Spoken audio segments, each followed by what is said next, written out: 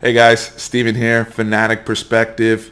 Happy Zeke Day, guys. By the way, we're going to 5,000 subscribers September 7th for Texas LSU. Steve here just covering all my favorite Texas teams. And the Cowboys are up today with the massive news. Ezekiel Elliott, 6-year, $90 million contract extension. He is back. He is practicing today. $50 million guaranteed. Zeke has officially been fed.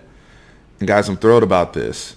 I know it's a lot of money and it's a long-term commitment for somebody that has, been a little shaky off the field. But if we go to the football stuff, this is well deserved.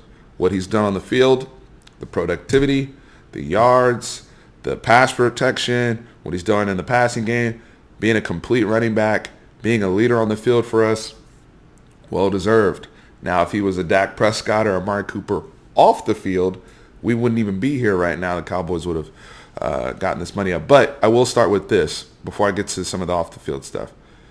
We drafted Zeke Elliott 4th overall in the 2016 NFL draft. The Cowboys always knew when they made that decision to evaluate the running back position that high at the time of the draft that they would have to come around and then pay the running back. So this isn't a surprise, or this isn't anything where they're coughing money up out of nowhere.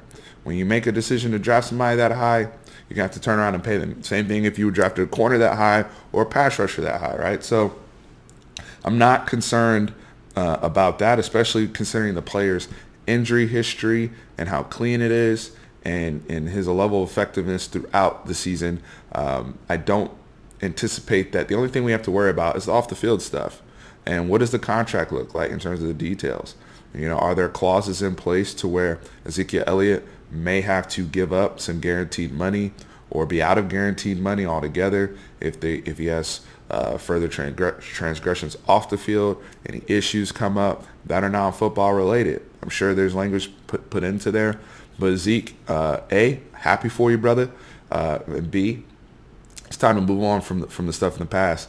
You're at a grown man tax bracket now, right? So, those things that have happened and just showing that maturity level as you get older and really become one of the guys on the team that our other young guys that we continue to bring into our organization and our culture look up to, being one of those leaders, right? And carrying yourself in a certain manner because you've earned this on the field with the hard work he's put in, and the Cowboys are happy to have him on board. It's just, I also think the Cowboys were kind of, why this took so long is they were kind of negotiating against that because of the question marks there. So character stuff aside, I want to get to the football stuff. Having him on board with the cap potentially going up in a couple years, we may look back at this as potentially a bargain. Hopefully Zeke's body holds up like a Frank Gore did for so many years in San Francisco where, he's an ageless wonder. But from an immediate football standpoint, this puts pressure on Jason Garrett to deliver the goods. Time's up, man. You got it. The whole team's here now. Everybody's healthy. You've got, the quarterback. You've got the wide receivers. You've got the weapons. You got the offensive line. You have a very fast defense and a very young guys. You got to deliver. We've got to push past that divisional playoff round. We've got to establish home field again. And Jason Garrett has to deliver. We've shuffled around the coaching staff. We've made changes in our scheme. Enough's enough. Pressure's on the head coach. He does not have a long-term deal in place, so he's also coaching for his own financial sake.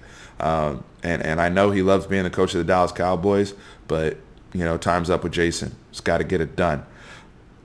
Going on, there's 3 things that really excite me now that Zeke's in play, and we can talk about just because it's all really short term, right? Yes, the players want to have that security, and that's what we're fighting about. That's what Dak and Amari are fighting about off the field. But as we build a collective team, because that's how Super Bowls are won, it's not on the back of any one player or any, yes, you've had Super Bowls where the defense has carried the bag a little bit or the offense has carried the bag a little bit, but ultimately it's a team sport. So this whole narrative about, certain players or certain quarterbacks needing to be elite and carry their team there, that doesn't happen in the NFL. You win as a team. So 3 things. Speaking of the team, Travis Frederick being back. Huge piece. One of the best players in the NFL at his position is back as our starting center after dealing with his medical issues. He's back on board. He's looked good this preseason, and that's going to be a huge boost for Zeke. Zeke, yes, he led the league in rushing last year, played very well. He kind of was hampered and hindered by the offensive line, especially in the red zone. When we look at Zeke's production, to me, was more of a function of quantity versus quality. I think we're going to get back to the latter of quality and getting him more productive touches and not necessarily volume of touches. So Travis Frederick being back and the improvement just from what I've seen physically and just him being in year 2, the improvement of Connor Williams at left guard. I think Connor Williams is going to surprise a lot of you guys. He's going to be one of the most improved players on our football team. He's also had a fantastic camp. He's looked good to me in preseason, both in the run game and pass game. I think those two components alone, even having Jason Witten back, helps Ezekiel Elliott in the red zone. Here's the third thing. Tony Pollard out of Memphis, who's been one of the stars of camp, the stars of our preseason games, and somebody that we're excited. By the way, I'm glad they moved the brother to number 20 versus number 36. He actually looks like a real threat out there. You got to look the part, as Deion Sanders used to say. I've never seen no fast dudes out there wearing number 36. So I'm glad they got him in number 20. Thank you, Cowboys. Y'all were self-aware about that. But Tony Pollard being on board, now we can kind of have what the Saints had before with that Ingram Kamara look, right? Tony Pollard's still going to be a huge piece of this offense, especially knowing Kellen Moore's Boise State background and how they utilize those different type of running backs in various roles. It fits right in to what we're looking to do. How does that help Ezekiel Elliott if he's might be getting less touches? Well, he'll be fresher. He'll have better opportunities with, say we go 22 personnel and he's in there with Tony, or some of the cool things that we're able to do.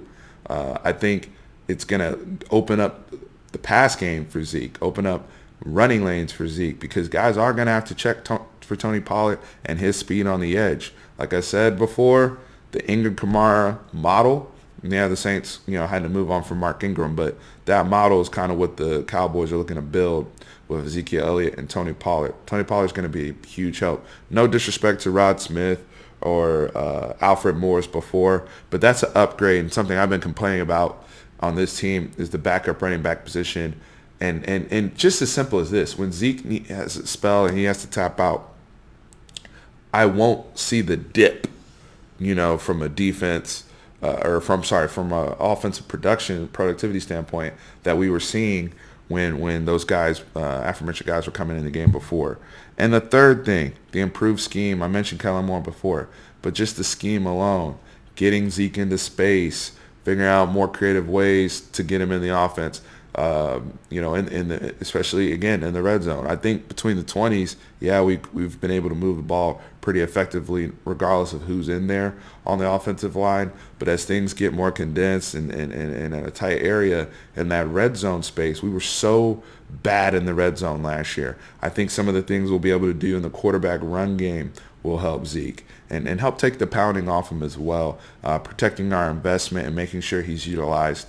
You saw Todd Gurley last year. Todd Gurley, injuries came about because he has a degenerative knee issue. But one of the things I love seeing in the Rams offense was how he was used around the red zone. I expect to see something very similar from Kellen Moore, how we utilize Ezekiel Elliott in the red zone, just getting him easier touches, getting him out on the edge, and threatening the defense. Guys, it's all about the immediate future, and this is a big win. Happy Zeke Day yet again. Just having him on board, the distraction behind us. I will be having another video tomorrow, just kind of breaking down the beginning of the season, kind of going to game day week 1 against the Giants. But, taking a page also out of the NBA players playbook, right? Player empowerment, getting what you're worth, showing your value. This is a big win for running backs in the NFL. They've been, their shelf life is very, very short. And, your elite guys, you want them to get paid. And going back to where Zeke's draft slot was at, we are starting to see more teams draft running backs in the top 10. Since Zeke was drafted, we saw Saquon Barkley go number 2 overall. We saw Christian McCaffrey go, I believe, 8 overall to Carolina. Those are guys that are also going to be up soon to get paid, and potentially, I know Saquon, for example, will most likely reset the market, especially the way he's being used in New York. So other teams, will follow suit behind this. Todd Gurley got paid. Todd Gurley was drafted a year ahead of Zeke.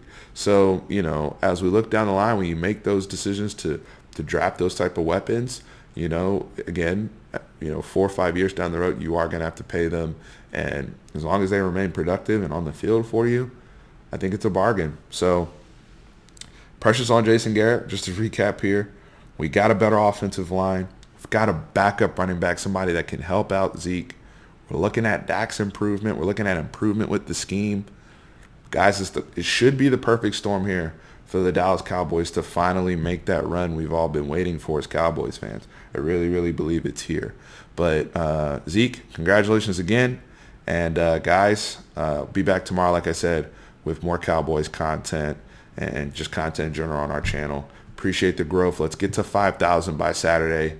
Subscribe, like, love y'all's feedback. If you think this was a good deal, or if you're a little disappointed or think may have hamstrung ourselves with the cap. So appreciate y'all. I'm out.